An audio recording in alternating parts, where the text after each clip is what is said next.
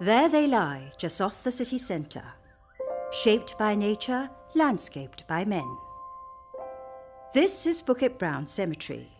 At rest are the country's forefathers, whose collective timelines span 150 years of our development into modern Singapore. Their tombstones are touchstones in living memory for a new generation of descendants. This is our history from the hills. Over the course of history, Singapore has always attracted migrants upon our shores. These migrants in search of a better life often came penniless and with only the clothes on their backs. For early Chinese migrants or sinkehs, straight off the boat, the need of these individuals for help and a place to gather was often met by the temples. By the 20th century, the temples become less important because there are other associations, other groups look after you. You mentioned these district-based associations, Nanan, Anxi, Tongan associations, and the Cantonese have their own also. So they provide you with help. So you don't need to go to a temple. Even though that association may have a temple associated with it, it's not the temple that's so important now, it's the association itself. 那么到了这边的两种情况，一个是由本地的亲属来这边把他们带回去，一个就是会馆必须要协助他们找出路、找工作，方方面面，他们有困难的时候都需要帮助他们。 Early pioneer Chu Chet was such a sinkeh who left his family in Fujian and arrived here in 1877. Philip Chu has been writing a blog on his great-grandfather Chu Chet for the past 4 years. He visits the tomb at Bukit Brown to uncover more information. So when he came to Singapore, in those days, there are so clan and associations. So being a Hokkien, the Hokkien Hui Guan look after his countrymen from China. So they initially provide them with board and lodging, and meanwhile he has to look for jobs. For many of these sinkehs, the clans became their primary point of contact. However, some would also turn to the assistance of another powerful group of people in Singapore at the time, the Peranakans or Babas. So in those days, there were a lot of those Babas who were in the Hui Guan too, because they are looking for workers. So one of them happened to find Chu Chet and work for his family. Chu Chet had greater aspirations. So he worked hard, saved money, and started a small business. But with business acumen and good foresight, his business was successful, and it kept on expanding from a small business to a big business. But such success didn't come easy. You come from China, you work for somebody. Why would someone give you a job if you have no connection whatsoever? If you're working as a coolie, a bunch of coolies working in a plantation, that's just hard, back-breaking work, and you have no contact with the business world, who would notice you? So the kind of person who is likely to marry a Peranakan woman is already somebody who has got some connection with business and can show some skill or some ability, some experience in which the father of the bride would say, this young man has promise. He's a hard-working chap, looks trustworthy, and healthy young man with some promise. He can come into my business. If he marries my daughter, I can actually use him. I need an assistant. I need somebody I can trust. If I have him as a son-in-law, this will help my business too, and it helps him. And so he married this lady whose, I think, family helped him at one time. And furthermore, they are English educated, so Chu Chet, of course, when you do business, you need an English educated person to trade, especially with the West. When Chu Chet had already gained a foothold on his business, he invested in land for agriculture. He bought the Confederate estate, which covered what is now known as the Chu Chet area. When the government wanted to build a motor roadway through his land to gain access to the East Coast area, Zhu Qiet bequeathed the land to the municipal government without compensation. In return for his generosity, it was named Zhu Qiet Road. But in spite of making good, Zhu Qiet never forgot his family in China. In 1915, Zhu Qiet sent his family from China to come to Singapore. So his two sons and the family came here. My father was 5 years old. His sister, that is my aunt, about 2 or 3 years older. So when they are here, they have to follow the tradition and the culture of the Peranakan. So although they are not Nyonya, my aunt got to put on sarong and kebaya, just like a Nyonya kid. And then another thing is when she got married, she has to put on the Nyonya type of garment. So I have the photograph whereby she got married with her husband. It was not uncommon for Chinese men to take on the culture of their Peranakan brides. Chu Bunlei was another sinkeh who married into a Peranakan family. His great-grandson, Chu Keng Tuan, ventures a guess behind the choice. Why Chu Bunlei married a Peranakan local woman rather than, sending back for a wife from China? This is just speculation on my part because no one really told me why. This was not quite discussed in the family. But when we found out more about the history of what had happened, it actually would make a lot of sense because I think that his ties to China was cut off at a very early age. Keng Tuan co-wrote a book on Chu Bunlei and did extensive research to learn how sinkehs assimilated. My sense is that he had lost, he didn't have Wi-Fi then, I think. So he kind of lost touch with all his relatives in China. So I don't think, even if he wanted to send for a Chinese bride, he would have any means to do so. By the late 1800s and early 1900s, the Peranakans became the socially dominant group. And like Chu Zhu Qiet, Chu Bunlei's family took on Peranakan traditions. We grew up as Peranakans. Even my aunts, my father's sisters, all wore the kebaya and the sarong. Throughout that I'm growing up, that's what I saw. The furniture in our house, in our ancestral home, was very, very typically Peranakan. I mean, this chair, in fact, which I'm sitting on, was from my ancestral home. One of the few artifacts that I salvage because it's scattered to the relatives. Apart from the artifacts, the Peranakans also differentiated themselves in other aspects that made them the envy of many.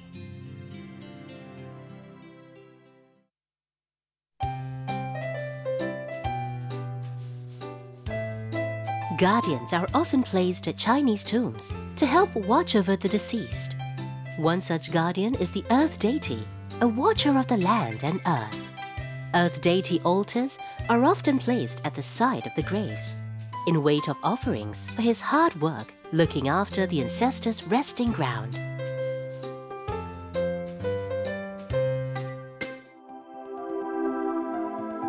The Peranakans were also known as the King's Chinese. As they worked closely with the British, they looked to the British in many other ways too. So there was this mimicking of the British lifestyles here, speaking the language, going to UK for holidays, the Western British dress, choices of games, sports, and so on. But on the other hand, the same community, while displaying this mimicking, deep down maintained some of their core Chineseness expressed in Confucian values of kinship, of the family, of ancestor worship. So one can say that outside of their homes, they projected this very British lifestyle. But once the door closed, inside, they reverted to a very Chinese lifestyle here, which is what has become a defining feature of Peranakan culture here. siblings Stella Kon, Lim Soo Min, and their cousin Lawrence Tan all hail from a Peranakan heritage. They are the great-grandchildren of Tan Bu Liet. And that, of course, is Tan Bu Liet, our great-grandfather. Yes. Tan Bu Liet was Tan Tock Seng's great-grandson and Tan Kim Cheng's grandson. Tan Bu Liet was a member of the Singapore Volunteer Infantry and stood amongst the contingent present at King Edward's coronation.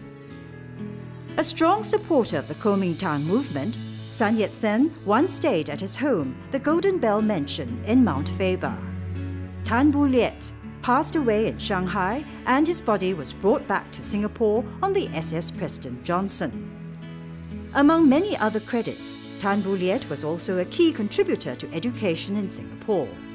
He started Tao Nan School with support from the Hokkien Hui Kwan and the Hokkien merchants in Singapore, of which the original building still stands today. It is now home to the Peranakan Museum, where Stella, Soo Min and Lawrence are visiting. This is the famous cup. I recognise it, the Viceroy Cup. Viceroy Cup, Vanitas Horse won in Calcutta, and Tan Bu Liet's trophy. And these two photographs, portraits, are Mr. Xiao Poleng and his wife, Mrs. Xiao, my grandmother, and that will be my mother and Uncle Eugene. Stella and Soo Min grew up at the Peranakan enclave of Admiral Hill, and they recall the time spent at their grandmother's home, the Oberon. I just want to point out that these tiles on the wall, we were able to get replica paintings, and Soo Min and I will remember those tiles because when we were small, we were nose high to these tiles. Am I right, Soo Min? You recall this pattern of tiles? So we have these tiles going around the room, and these two columns represent, actually there were two big columns in the front hall. So this actually, if I've been there before, is very reminiscent. And these actual lamps. From Oberon? Yes, yes. There were 12 of them. By now, these are the last two standing, and I've had them in my house for the past 40 years. Oh, so yes, it was brought here for the exhibition. Yes, and to move along. Very, very European style.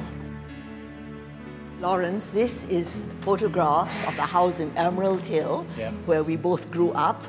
And that's a picture of the wedding that was in Emerald Hill when we were both very small.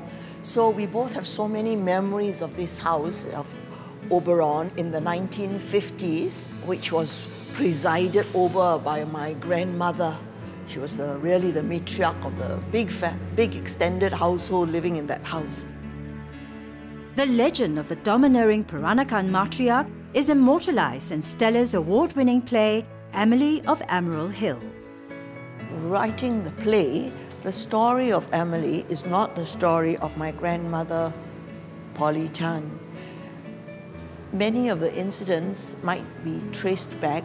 It is common in Peranakan families, like a child adopted into another family, or a husband that goes astray.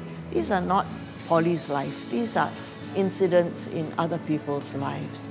It was her character that I was copying into a different life context. Ahun, open the door, bring the basket, call the driver, tell him Nyonya Besar wants to go to the market. Hey, Botak, what are you doing, huh? What kind of fish you sent to me yesterday? All rotten ones, eh? Yeah, how to eat? You want my family to go to hospital, die, ah? You don't know. How can you don't know? All right, you give me good ones today. If not all right, I bring back, I throw at your head. At the grave of Chu Ju Chiet and Bukit Brown, another story of the domineering Peranakan matriarch is told, but this time with a twist. This is a double tomb. One for Chu Ju Chiet, my great-grandfather, and the other one is for his second wife. A few months ago, a cousin of mine told me that Chu Ju Chiet's first wife actually came to Singapore. With information that she could be buried at Bukit Brown, Philip sought the help of cemetery guide Raymond Goh. I emailed to him, and he was very prompt in replying. Straight away, he gave me a photograph of the tombstone, you know, wife of Chu Ju Chiet. At the side, it was written in English, so I read, oh dear, his name is Tan Guan Neo. Why are these two graves in Tan Kuan Yeo's name? Who lays within?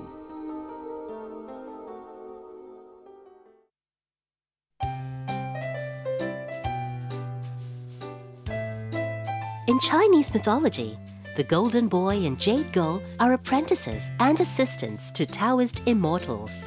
Such symbols are often placed at the tombs, in hope that they would serve the deceased as page boys and maidens in their afterlife.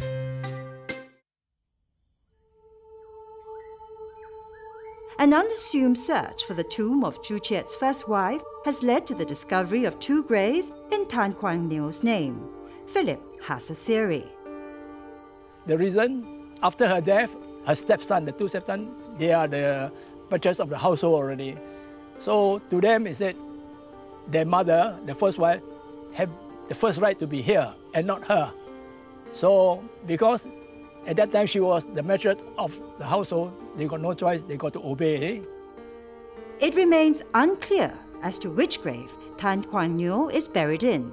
But fleeting as the influence the matriarch yielded over her sinkeh stepsons, the dominance of the Peranakans waned over time as increasing numbers of sinkehs arrived in Singapore. The number of sinkeh was so great that at some point or other, it's understandable that they would outnumber the Peranakans.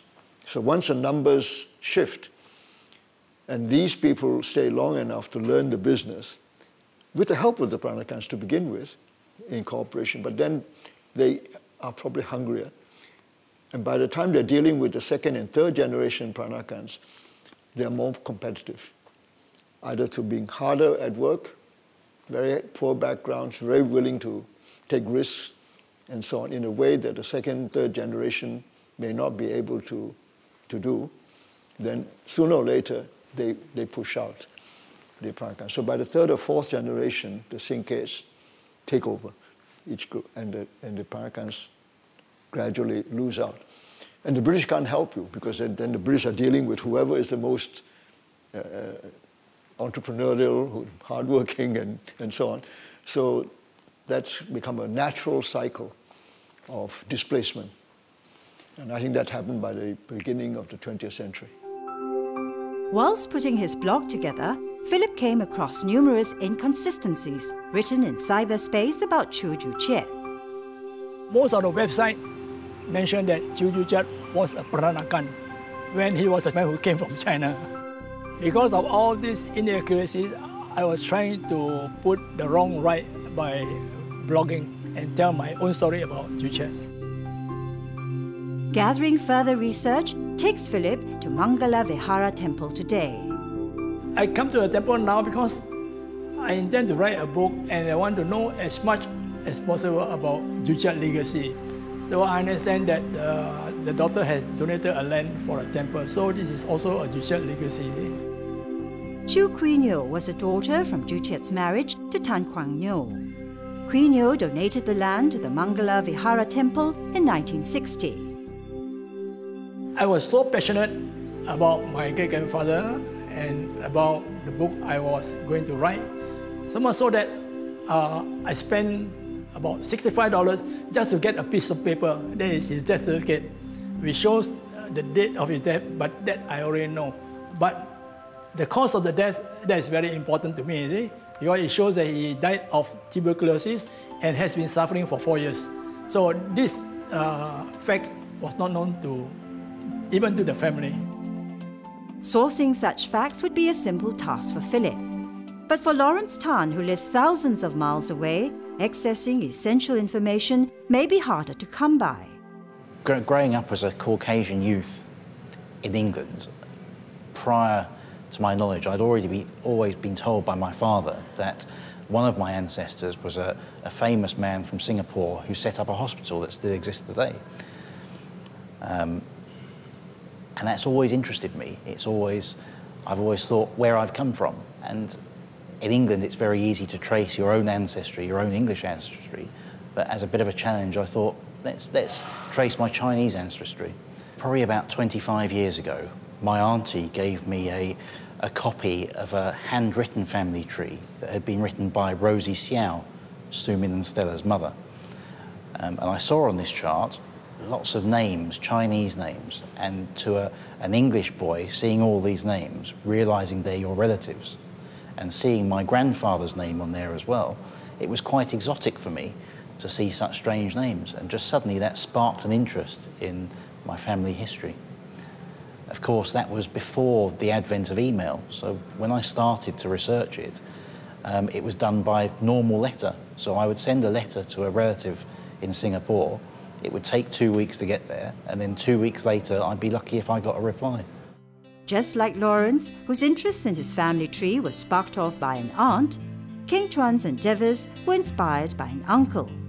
I remembered the desire of my favourite uncle, Chin Hong, that he wanted to do a family tree. Here was an opportunity that there was my cousin and my aunt who were also, involved in this project and wanted to see this happen. So I was able to help them, and I was very pleased to do that. These tasks that have taken much effort would prove to serve a greater purpose. I'd like to think that if I hadn't done it, and if I hadn't had help from the family to create the family tree, all of that information would be lost. Because as generations pass on, information about the past disappears with their memories. So at some stage, somebody has to write it down, so it's recorded for our children and our grandchildren. So hopefully I'm passing that on to future generations. Future generations will no doubt learn that lessons which pave the way forward are to be found in our past. When I was ready to launch my book, I expect my children to come, and then the friends, the relatives, all will gather around at the launching of the book. And most important is my son now in States, I want him to come too, so that his children will also know about his ancestor, Chiduchet, who had a humble beginning, and all the relatives must know from a humble beginning how he worked his way to become a millionaire, and still he didn't even want to own a car, and he went to his estate. He just walked there for inspection.